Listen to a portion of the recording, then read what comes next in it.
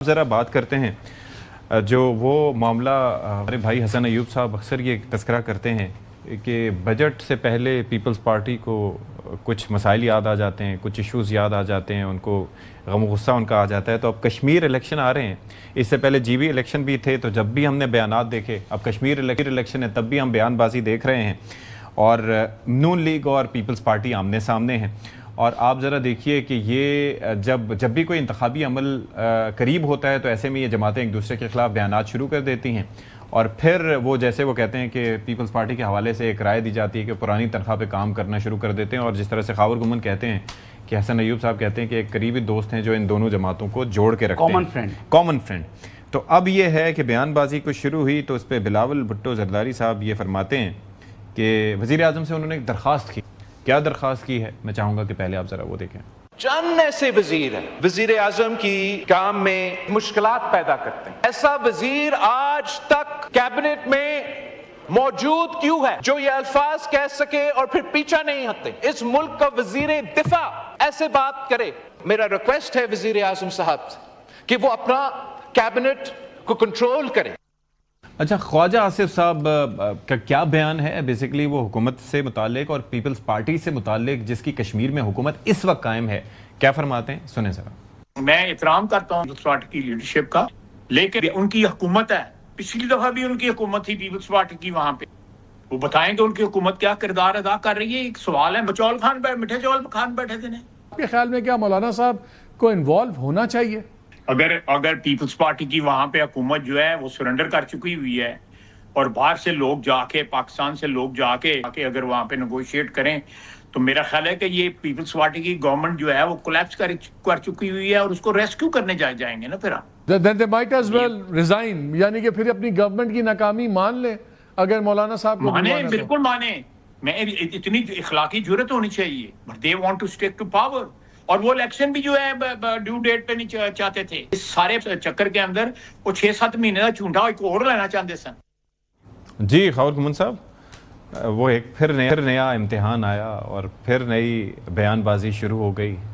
तो एक तो वो जो हसन कहते हैं ना कि वो उनको हर बजट से पहले, तो ये वाले जो बयानात हैं ये इलेक्शन बुखार है ना, जीबी के इलेक्शन में ये वक्त की अहम ज़रूरत है। लेकिन इनको अब इस चीज़ का इल्म नहीं है कि जो आवाम है वो काफ़ी ज़्यादा वो सियासी तौर पर जो है ना वो उनकी समझ कॉमन सेंस बढ़ गई हुई है और लोग सवाल करते हैं बिकॉज ऑफ सोशल मीडिया।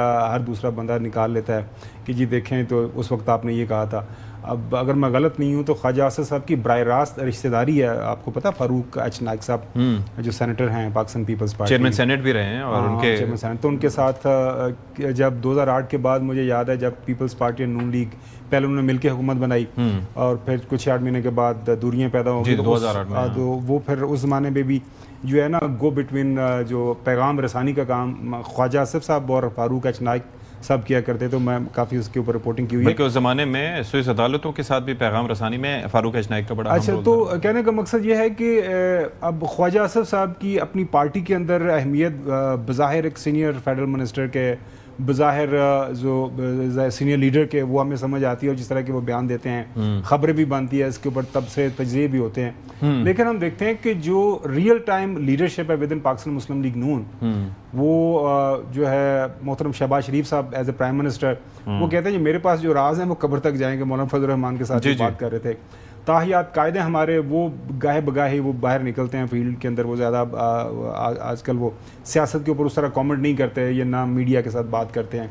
इसी तरह मरियम साहिबा हैं, वो सुबह चला रही हैं। हमजा शहबाज किसी ज़माने में एक्टिव हुआ करते थे, वो भी इस तरह सामने नहीं आए। यानी कश्मीर इलेक्शन में भी आपको नवाज शरीफ साहब एक्टिव दिखाई नहीं देंगे। करने की कोशिश ये कर रहा हूँ कि ये सवाए बयानबाजी के कुछ नहीं, सवाए मेरे और आपके वक्त ज़ाया करने के, सवाए अवाम की वक्ती तवज्जो हासिल करने के, इन बयानात का कुछ हासिल वसूल नहीं है। और हम नाजरीन को आज ही ये बता देते हैं, इंतखाबात होंगे JK के अंदर, वहाँ पे भरपूर ये तकारीर एक दूसरे के खिलाफ करेंगे, उसके बाद मिल के हुकूमत बनाएंगे। GB के अंदर आप अंदाज़ा कर सकते हैं प्राइम मिनिस्टर किसका है? पीपल्स पार्टी का। CM किसका है? पीपल्स पार्टी का। लीडर द अपोजिशन किसका है? आप नहीं दूंगा। आप ये देखें, ये तमाशा देखें, गवर्नर किसका है? پیپلز پارٹی کا بھی اب مسلم لیگ نون کو آ جائے گا. ہاں ابھی تو مہدی شاہ صاحب ہیں. اور ڈپٹی اسپیکر کس کا ہے؟ سو مطلب یہ ہے کہ وہ اب عوام کو یہ کتنا کم عقل کم فہم سیاسی طور پر سمجھتے ہیں کہ ہم سیاسی طور پر نون لیگ اور پیپلز پارٹی ایک دوسرے کے مخالف ہیں. اب اے جے کے حوالے سے جو کچھ ہو رہا ہے, عوام نے جو ووٹ دیا وہ بھی تو دیکھیں پیپلز پارٹی کو ہی دیا نا. اگر یہ ساری زمینی حقائق کو مد نظر رکھ کے ہم کہیں تو اس وقت بیانیہ کیا آیا تھا کہ جی انتخابی مہم چونکہ پیپلز پارٹی نے اچھی چلائی, اپنی پریزنس وہاں پر دکھائی, تو لوگوں نے ان کو ووٹ دیا. تو پھر محترم جو ہے بلاول بھٹو زرداری صاحب اس کے اوپر پہ قائم رہتے, وہ کہتے میں نے اپنی حکومت بنانی ہے, میں نے ان کے ساتھ ہاتھ نہیں ملانا. تو کرتے پھر بن نہیں پا رہی تھی. بن نہیں پا رہی تھی مسئلہ. نہیں وہ تو استحکام پارٹی 11 تھے نا ان کے, پھر 4 ادھر نہیں, استحکام پارٹی میں 12 ہو گئے تھے, ایک چاہیے تھا صرف, وہ استحکام پارٹی نے بھی آفر وہ کیا 4 استحکام پارٹی کو کچھ ملا نہیں تھا, پھر 4-5 ایک ساتھ چلے گئے.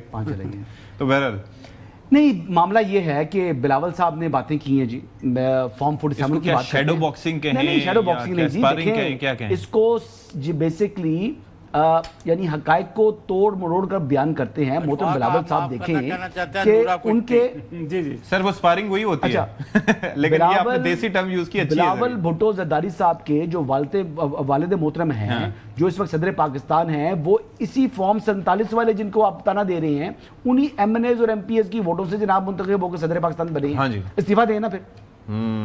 جو گورنر 2 رکھے ہوئے ہیں مسلم لیگ نواز کی, جو جعلی حکومت ہے فارم 47 والی بقول ان کے, اگر وہ حکومت ہے تو آپ تو بڑے اصول پسند ہیں, جمہوری آپ کی جدوجہد ہے نا, تو استعفیٰ دیں, گورنر بھی استعفے دے دیں.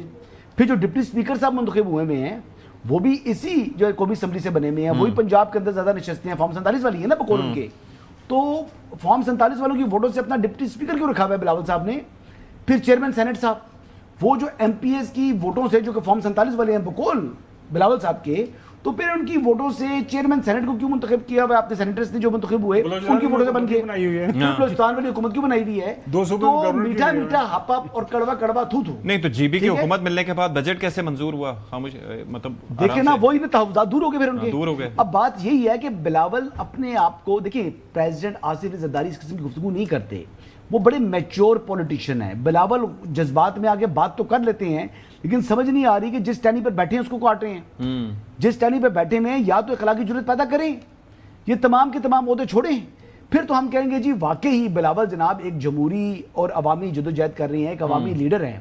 لیکن وہ خواجہ جو ہے سعد رفیق صاحب نے ان کو بڑے زبردست طریقے سے کہا, انہوں نے کہا جس طریقے سے آپ کے کراچی کے بلدیاتی انتخابات ہوئے ہیں اور وہ ہوئے تھے اس کے اوپر یعنی حافظ نعیم الرحمان صاحب سے, میں اگر سنوا دوں جی سنا پھر کہ جی خواجہ سعد رفیق صاحب ذرا اسکرین پہ دکھائیں پلیز, کہ گر تو برا نہ مانے, بات بلدیاتی انتخابات کی ہو تو جناب بلاول بھٹو کا مطالبہ درست ہے.